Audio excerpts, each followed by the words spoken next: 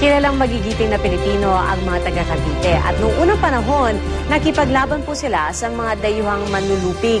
Pero hanggang ngayon po tuloy ang laban, pero hindi po sa mga dayuhan, kundi sa kahirapan.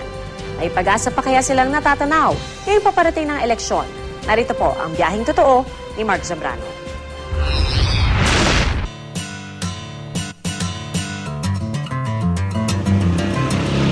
Matagal nang nakaulagpos ang Pilipinas mula sa kamay ng mga manlulupig na dayuhan. Pero marami pa rin ng mga gaya ni Aling Aida na nanatiling nakagapos sa tanikala ng kahirapan. Saan mahihirap parang malayo, kapalaran. Sa loob ng halos isang dekadang paglalaba, sa kabila ng maagang pagkabyuda, naigapang niya sa kursong Computer Accountancy si May, bunso sa 3 anak. Wala ko kaming pamana talaga, edukasyon lang talagang. Pero ang inasahan niyang magtatawid sana sa kanila sa kahit na kaunting kaginhawahan. Ngayoy tulad din niyang labandera. Minsan di may kami maabot ng grasya. Ano nga disgrasya. Hindi kulang sa abilidad, lalong hindi sa tiyaga. Pero buhat ng gumraduate si May noong 2010, wala pa rin daw siyang trabahong mapasukan.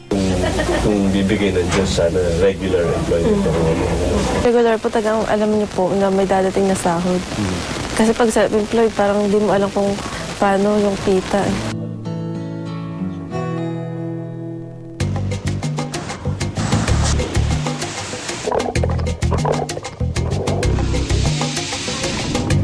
Sa labas ng National Capital Region, ang Calabarzon ang may pinakamaraming bilang ng mga self-employed na gaya nila May at Aling Aida. Walang regular at maaasahang trabaho. At madalas sa hindi, kumikita ng mas mababa sa minimum wage. Di na tuloy nakapagtataka, ang mga self-employed ang isa ngayon sa mga pinakamahihirap na sektor sa lipunan. Kung mailap na ang regular na trabaho sa mga nakatuntong ng koleyo, lalo na sa mga gaya ni Ronnie na di man lang nakatuntong ng kinder. Sa pag-uuling niya binubuhay ang 4 na anak, habang ang kalusugan niya ay tila nauupos na baga. Pasma, pag yung taglamig, ang katawan ko po hindi ko maigagalaw dahil sa init po ng uling. Malakas po yung ubo ko. Masikip po sa dibdib yan pag yung paluto na yung naninikip yung dibdib mo dyan sa usok niya.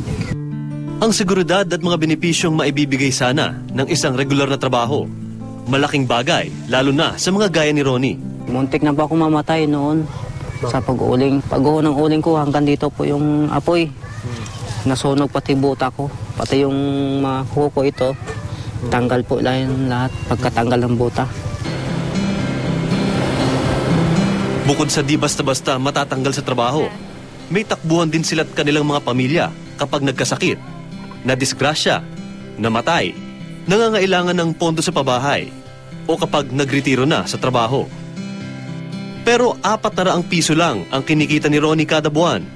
Wala pa sa kalahati ng minimum requirement para maging miyembro ng SSS.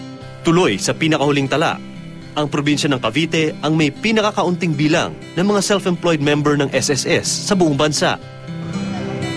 Ang gobyerno tumutugon naman daw sa pangangailangan ng sektor na ito. May convergence kami ng SS, ng PhilHealth at ang DOLE. Nagko-conduct na rin kami ng on-site enrollment. Sanga-sanga man ang problema ng mga gaya ni Ronnie. Naibsan ang kanyang pangamba nang makita ang dalakong ballot box. Pakisulat yung mga pangangailangan ninyo na isa sa alang-alang ng mga botante sa pagpili ng iboboto nila sa darating na eleksyon. This is para sa akin po mga anak. Ng lupa ditong sarili at saka magkaroon kami ng pensyon. Sa kabila ng malabong kinabukasan, may liwanag pa rin siyang natatanaw. Ako si Mark Zambrano at ito ang aking biyaheng totoo.